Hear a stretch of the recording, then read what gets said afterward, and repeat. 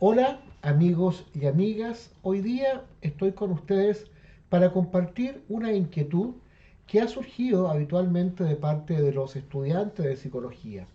Tiene que ver con el concepto de terapeutas. Desde el punto de vista epistemológico, hay una amplia gama de tipos de terapeutas y por supuesto con un significado bien claro, bien concreto. De modo entonces que el concepto de terapeuta no es exclusivo de los psicólogos. Mucho se habla hoy día del terapeuta como una manera de comprender, ¿no es cierto?, nuestro rol como psicólogo y que está circunscrito o centrado básicamente en un estereotipo un poquito clásico del ser terapeuta y que de alguna manera viene acuñado desde el trabajo clásico del psicoanálisis, donde aparece este llamado terapeuta o psicólogo o psicoanalista que se pone a la cabecera de este paciente, quien narra libremente aquello que le ocurre y aquello que va surgiendo, ¿no? Y el terapeuta o psicólogo o psicoanalista lo que hace es interpretar, ¿no? Entonces, este rol, esta maqueta de lo que es terapeuta, de alguna manera está diseminado en la opinión pública. No obstante, no es eso centralmente un terapeuta, aun cuando esta actividad puesta en esta caricatura también lo revela como tal. También dentro de nuestro rol, el terapeuta tiene que ver más también con una relación directa con los niños y con sus familias.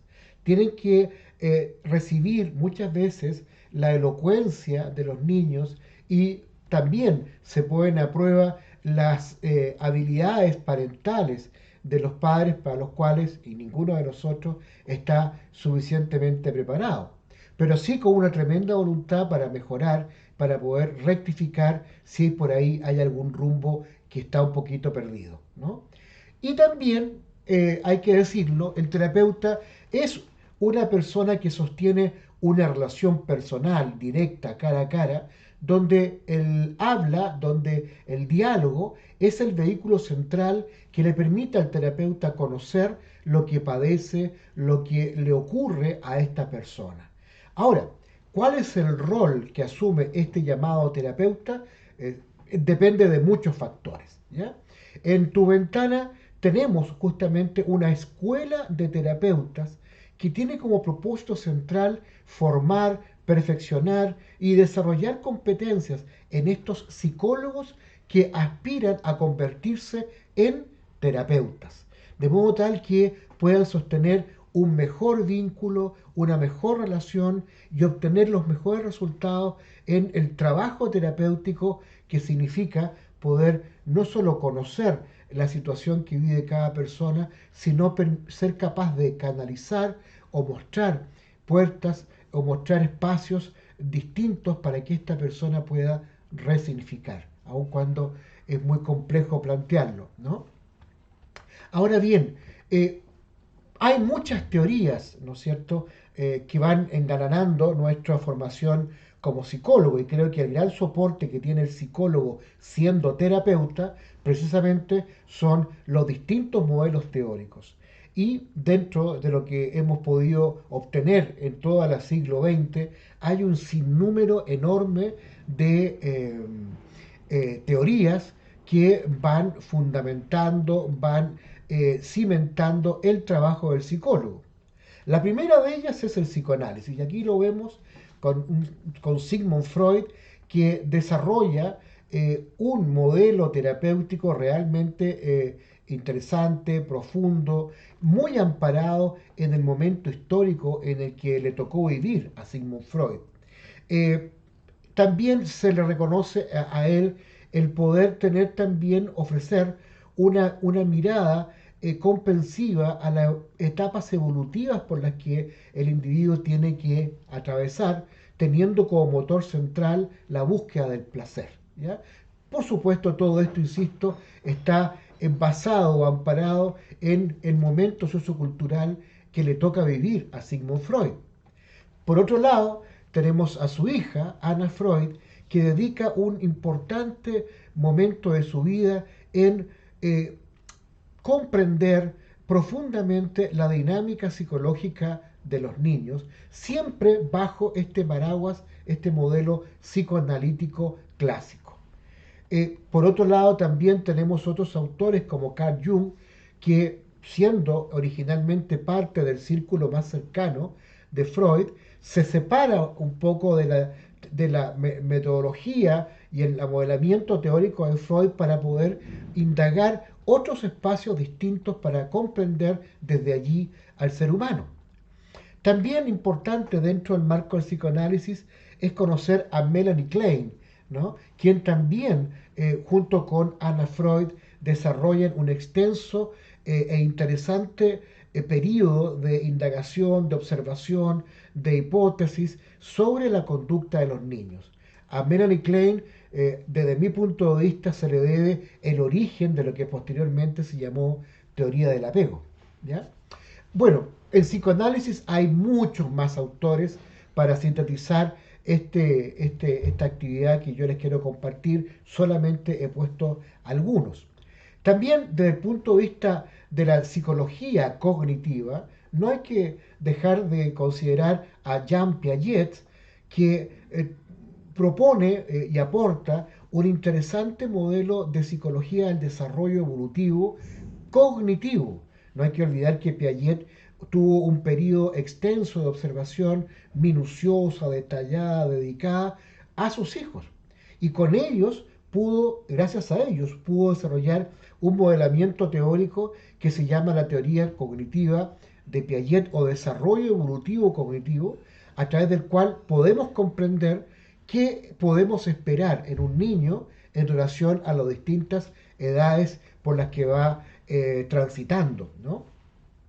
Pero Piaget solamente llega hasta la adolescencia, ¿no? Entonces no hay más que eso, ¿verdad? Y un poco para compensar lo anterior, un contemporáneo de él, Erik Erikson, desarrolla un modelo fundado en la influencia de los aspectos socioculturales en el desarrollo evolutivo de los niños y establece un ciclo evolutivo que va del nacimiento hasta la muerte, donde el ser humano va transitando por distintas etapas, distintos estadios, en función de el gran desafío que tiene de interactuar y lograr enfrentar los distintos desafíos que tiene la vida. Así que ahí tenemos a Erikson.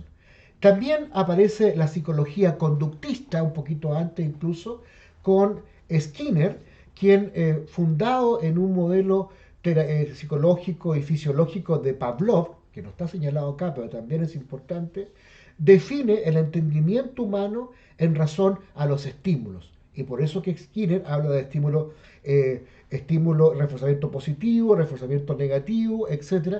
De modo que la conducta de los individuos está movilizada fundamentalmente por reforzamientos. Y ese es un poco el aporte de este autor, Skinner. Y no hay que dejar fuera también a los autores como Albert Ellis o John Beck, que son casi íconos del cognitivismo del siglo XX, donde fundan su teoría en razón a que los individuos manifiestan conductas de acuerdo a el conjunto de creencias disfuncionales que puedan tener o hipótesis que es importante rectificar, resignificar para poder reemprender una conducta o un comportamiento más sano, más saludable. Así que ahí tenemos una importante gama de autores que es realmente una muy, muy pequeña muestra. Aquí están algunos clásicos, ¿no es cierto? Pero fuera de esto tenemos una enormidad de aportes teóricos de tremenda relevancia y que van, como les digo, sustentando, afirmando, consolidando, solidificando este rol del psicólogo.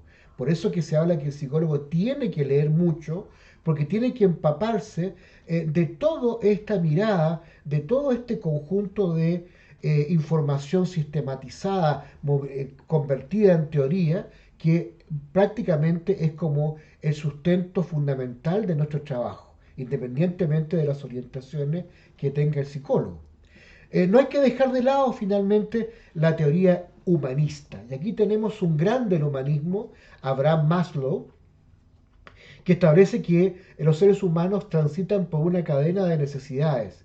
Habla de la motivación, habla del motor que moviliza al ser humano. Y también dentro del humanismo hay un concepto maravilloso que tiene que ver con la autorrealización.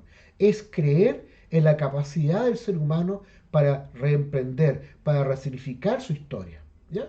De todos estos aspectos teóricos, lo que logramos, sin duda alguna, es tener un marco teórico, insisto, una plataforma de trabajo fundada en todos estos principios, en todos estos aportes y muchos más que rodea la psicología, para poder tener una posición como psicólogos frente a la situación que enfrenta ya sea un paciente, un cliente, un consultante, como se le quiera llamar. Pero de todos estos elementos hay un autor que a mi juicio y de acuerdo a lo que yo siento como más cercano, eh, que ha aportado los elementos de mayor significancia para construir una relación terapéutica. Y ese es Carl Rogers. Rogers es aquel que se funda su preocupación y su investigación en cómo lograr un vínculo fortalecido, un vínculo que le permitiera al paciente o al cliente, en palabras de Rogers, crecer, lograr su autorrealización, poder resignificar su historia, poder reemprender. Entonces, es a Rogers al que le debemos un conjunto de elementos o de competencias que todo psicólogo transversalmente debiera tener para tener un vínculo psicológico, un vínculo con una persona. Es decir, no es suficiente contar con un tremendo bagaje conceptual si no somos capaces de tener un vínculo cercano, implicado con la persona. Y eso es lo que nos aporta Carl Rogers. Entonces, si hay que decir algo como síntesis aquí, es que el psicólogo también puede ser terapeuta y para ello cuenta con una plataforma conceptual enorme, de gran dimensión, de grande envergadura y alcance, de tal forma que le permite una mirada a la problemática de la persona desde distintas orientaciones. Sin embargo, a Rogers le debemos la capacidad o digamos que el aporte más significativo para poder llegar a establecer relaciones con un cliente, con palabras de él, paciente para otros, de manera significativa e implicada, como ya lo he dicho. ¿Ya? Ahora, la pregunta, por lo tanto, que surge a partir de todo esto es, bueno, ¿qué es lo que es un terapeuta? Recién he dicho todos los elementos que engalanan y rodean el trabajo de un psicólogo, pero eh, no solamente, y lo dije al principio, el concepto terapéutica es algo que es especialmente puesto en el psicólogo, no es privilegio del psicólogo. Un terapeuta, la verdad, tiene, yo diría, al menos tres aspectos centrales. Primero, es el que atiende, es el que escucha con atención, es el que es esmerado en la relación que desarrolla con un otro. Cualquier tipo de terapeuta, ¿no? Ya sea un terapeuta psicológico, un terapeuta fisiológico, dentro de una amplia gama de terapeutas, es el que atiende, no solamente el que recibe y contempla y escucha y empatiza con el otro, ¿ya? Sino también intenta y se esfuerza por comprender lo que le ocurre. También cualquier terapeuta, independiente de la orientación, es aquel que cuida. Es aquel que cuida la relación, es aquel que cuida el devenir o el tránsito o la evolución por la que va transitando este paciente. Y también transversalmente es quien alivia. ¿No? El alivio tiene que ver con, en psicología, con un darse cuenta, con la capacidad de resignificar, con la capacidad de descubrir otros elementos que antes no tenía la persona y que ahora incorporándola puede hacer una significación distinta a su historia. Y con eso cambiar también su aspecto emocional. Así que, y desde el punto de vista del resto de las disciplinas, aliviar es justamente algo parecido a curar, a mitigar el dolor, a superar el problema, superar el padecimiento. Eso hace un terapeuta en general, ¿ya? Por lo tanto, ya ven ustedes, no es privativo de un psicólogo. Sin embargo, un psicólogo también puede ser un terapeuta.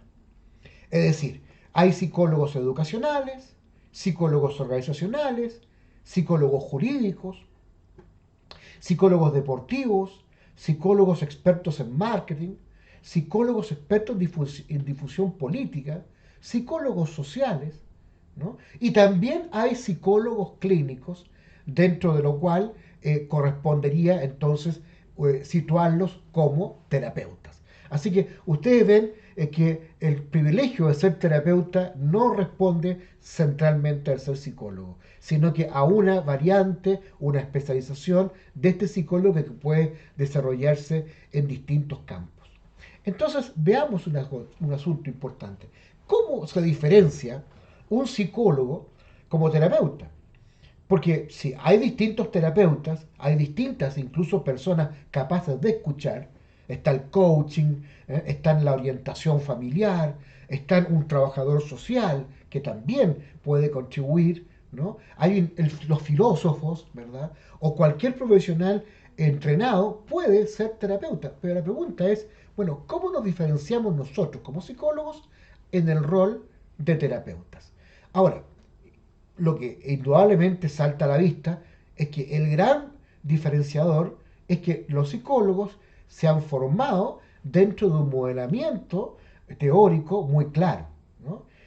Tal vez yo le hago una crítica así a la formación del psicólogo en el sentido de que le falta mucho de filosofía, ¿no? La filosofía es la búsqueda del aspecto más esencial, último de las cosas, es ese preguntarse, el saber cuál es la esencia de las cosas y la esencia del ser humano. Entonces, eso tal vez está como en falta dentro de la formación psicológica. Pero para situarnos nuevamente en nuestro tema, ¿qué es lo que diferencia a un psicólogo como terapeuta? Varias cosas. Y voy a desplegarlas rápidamente. Primero, es el poseedor de una técnica, indudablemente, ya lo he dicho. Segundo, es un facilitador. No es alguien que resuelve problemas. Es una persona que va mostrando caminos, como dice el tercer punto. Muestra caminos, muestra espacios distintos sobre los cuales las personas pueden transitar. Psicólogo terapeuta es aquel también que impulsa algo tan importante que es el darse cuenta. Hay personas que han pasado toda la vida repitiendo modelos conductuales muy dañinos para sí mismos y para los otros y nunca han podido darse cuenta. Entonces, el darse cuenta tiene aquí un significado y una descendencia enormes, porque determina fundamentalmente el cambio de camino, el cambio de giro, y como yo digo, la resignificación de la propia historia. Y lo otro, que el psicólogo terapeuta es quien acompaña en el camino de darse cuenta. No es aquel que interviene, ¿no? No es aquel que impone, es aquel que acompaña, que espera, que tiene paciencia, ¿no es cierto? Que insiste, que es consistente, que es persistente también, ¿no? Eso diría yo que es lo que más diferencia al psicólogo como terapeuta, ¿no? Aun cuando esto lo pueden tener otros profesionales, pero aquí pasa a ser algo muy relevante. Y otro elemento ya ahora como competencia, ¿qué es lo que es un psicólogo terapeuta? Primero, no interviene, ¿sí? No es alguien que impone, ya lo hemos dicho, ¿no? Que es ya una competencia. Es una escucha sin pasión, ¿no? Una escucha no interventiva, es una escucha empática, una escucha reflexiva. Tampoco juzga, ¿no? No juzga quién está al frente de él, si es hombre, si es mujer, si es tiene un tema con orientaciones sexuales, etcétera. Eso no importa. No importa la raza, no importa la religión, no juzga. Solamente está frente a una persona. ¿Ya? Respeta, por lo tanto, no solamente la persona en su esencia, en su individualidad, sino también respeta el ritmo de sus procesos. ¿Ya? No impone, no apura. acepta al otro incondicionalmente. Estas son cosas del humanismo, de Rogers, ¿no? Es un espejo del otro. ¿Ah? Y aquí hay una palabra que más adelante se va a decir, es el reflejo, vale decir, yo, terapeuta, me pongo frente a ti para mostrar todo aquello que tú vas diciendo de forma de convertirme en un espejo que te permite a ti darte cuenta de cómo lo dices, cómo lo piensas, cómo lo elaboras, para que puedas ordenar tu historia. Es también una escucha sin pasión, recién lo dije. También es empático, muy, muy importante y qué difícil ser empático. Es ponerse humanamente en el lugar del otro. Y por eso que la relación con el paciente, con el cliente, con el consultante, tiene que ser tremendamente implicada. O sea, situarme con todo en lo que este sujeto, hombre o mujer, nos está diciendo. Debe ser genuino, no es una maqueta de profesional. Genuino es cercano, ¿no? Ser humano frente a otro ser humano.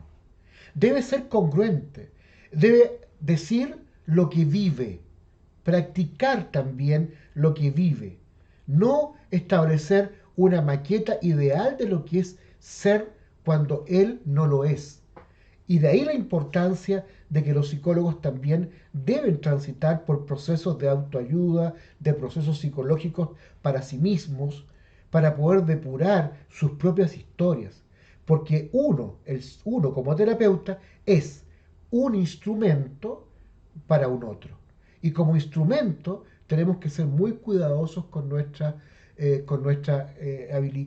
historia, con nuestra estructura de personalidad, con nuestra manera de comportarnos, con nuestra manera de dirigirnos. También es espontáneo, no es rígido, es una persona que entabla un diálogo cariñoso, un diálogo amable, un diálogo aceptante. Permite también la autorrevelación. El terapeuta también es ser humano y en momentos muy, muy puntuales, con mucho cuidado, uno puede autorrevelar lo que a este terapeuta le ocurrió, coincidente con lo que le está pasando a nuestro paciente o cliente, porque de alguna manera este paciente o cliente se siente identificado, se siente que lo que le ocurre a él también le pasa al terapeuta. Y si el terapeuta lo pudo superar, también él puede hacerlo. La autorrevelación pone o sitúa al terapeuta fundamentalmente como persona, como ser humano. Tiene una escucha activa y ahí está la implicación. Una cosa es oír, uno puede oír el ruido de los pájaros, el ruido del viento, pero escuchar es estar atento al 100%, con todos los sentidos, es escuchar lo que digo y cómo lo digo, cómo es la expresión no verbal, cómo es la disonancia entre lo que digo, que puede ser muy triste, y mi expresión no verbal, que puede ser distinta. ¿Cómo logramos entender el cómo vive esa persona la experiencia? ¿No? ¿Cómo logramos dar cuenta y capturar la esencia de lo que nos dice la persona para poder responderle, reflejar con palabras similares aquello que yo estoy recibiendo como comprensión, como entendimiento? Hay que ser asertivo, saber decir las cosas, saber plantear con cuidado, con delicadeza y con respeto aquello que es necesario puntualizar. Ser confiable es importantísimo, es un asunto ético. El paciente no solamente es una persona que acude a nosotros, es una persona que viene ante nosotros con una carga emocional, con un sentir y un conflicto que lo sitúa como alguien muchas veces dependiente, como alguien muchas veces con pocos recursos. Pues bien, ese es el sujeto que deposita en nosotros esa confianza. Y por lo tanto, nosotros como terapeutas tenemos la gran responsabilidad de tomar cada caso como un hecho de investigación. Hay que leer, hay que profundizar, hay que pensar en lo que nos trae el paciente o el cliente, hay que ver cómo logramos caminos que permitan iluminar aspectos o zonas oscuras de quien está frente a nosotros. Y finalmente, en esta parte, ser capaz, ya lo he dicho, de reflejar, de mostrar. Ahora, hay muchas especialidades en terapia, pero la que nosotros, en lo personal, practico es focusing. Y aquí quiero hacer un pequeño alcance para ir finalizando. Aquí ocurre un tema bien complejo en la psicología. La psicología contemporánea, la psicología del siglo XX, ha sido desarrollada, salvo excepciones como el humanismo, por ejemplo, o la teoría gestáltica, que por otro lado, ha sido desarrollada fundamentalmente en función de los planteamientos filosóficos de René Descartes. Descartes dice pienso, luego existo, de modo que pone toda la comprensión de la existencia en el pensar. Y fundado en ese hecho tan trascendental que marca una discusión científica de décadas, ¿no es cierto?, se construye la psicología que está fundada precisamente en el pensar, en la mente. Tenemos el psicoanálisis que habla del inconsciente, ¿situado dónde? En la mente. Tenemos la teoría cognoscitiva que se sitúa en procesos cognitivos. ¿Dónde está eso? En la mente. Salvo el conductismo que no reconoce la mente porque no la ve. Ese es otro cuento. Ahí habría que analizarlo aparte. ¿Ah? La teoría sistémica, donde entiende la relación que existe entre los distintos subsistemas propios de la familia en el procesamiento mental, en lo que ocurre en la mente, ¿ya? Salvo el humanismo y el conductismo, el resto es todo mente. Pero aquí surge algo tremendamente gravitante, relevante y revelador, creo yo. ¿Qué es lo que es la mente? ¿Qué es lo que es la persona frente a un hecho?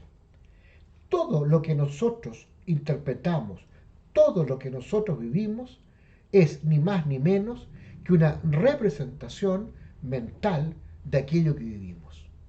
Por lo tanto, como representación mental, lo que hacemos es atender ciertos estímulos de esa realidad, de esa experiencia, para conformar una respuesta totalitaria que dé certeza y que entregue una explicación lógica y coherente a lo que vivimos.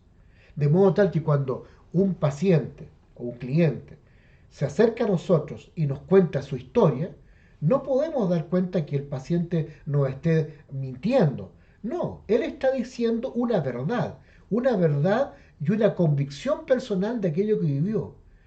Pero esa narrativa que él tiene de aquello que vivió es producto de una interpretación, de una representación mental.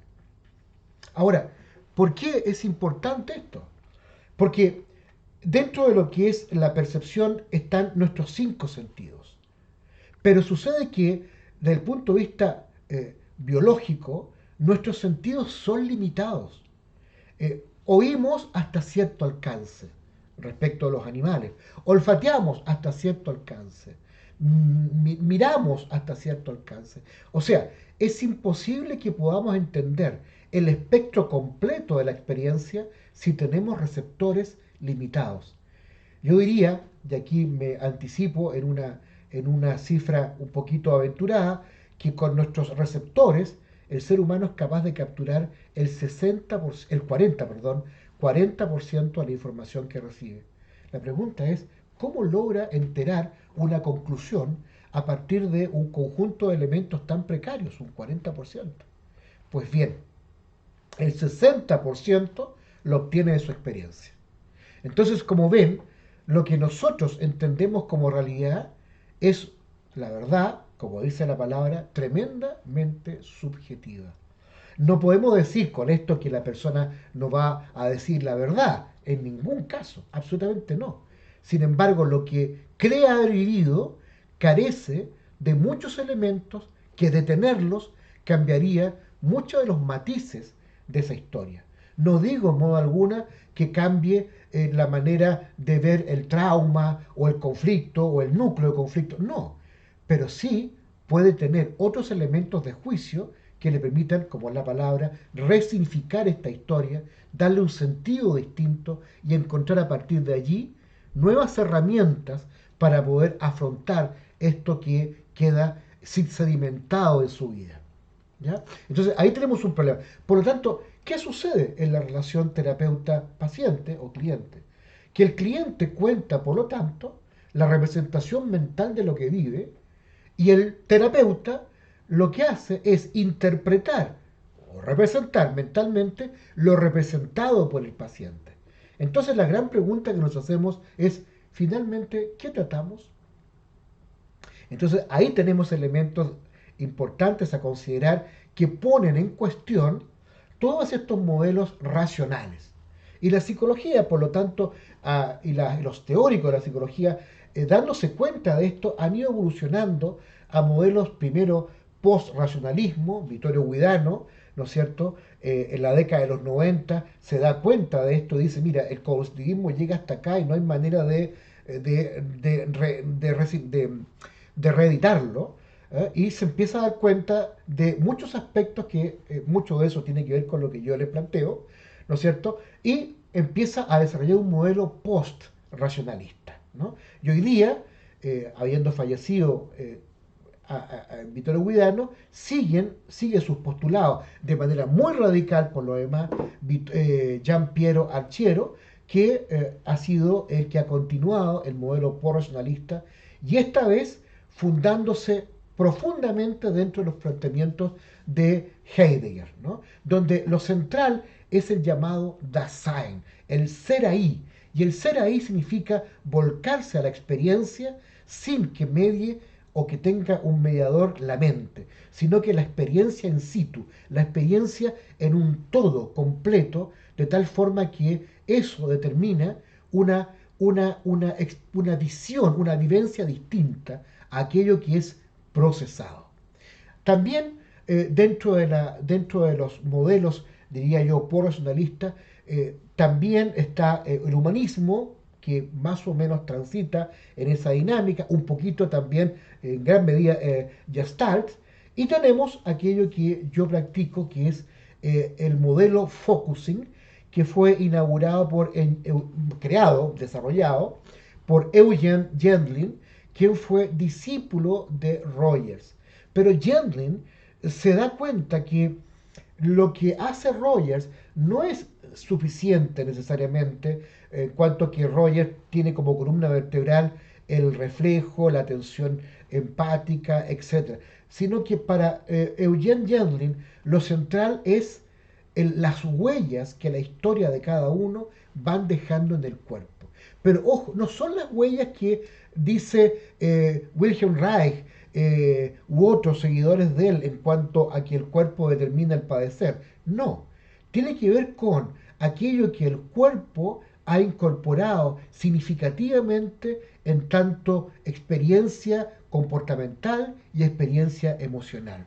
Por eso que lo importante en nuestro trabajo es primero despejar ese espacio mental, no permitir que intervenga nuestra razón a la hora de comprender, a la hora de profundizarnos en nosotros mismos. Y también invitar a conectarnos con la globalidad de ese núcleo de conflicto para poder situarnos cerca de él, acompañando esta globalidad del conflicto para poder esperar en qué parte de nuestro cuerpo resuena ese conflicto. A eso que se le llama sensación sentida. Es el cuerpo el que logra mostrarnos lo que nos ocurre. Y eso se puede comprobar de manera muy sencilla. Si alguien tiene una sorpresa,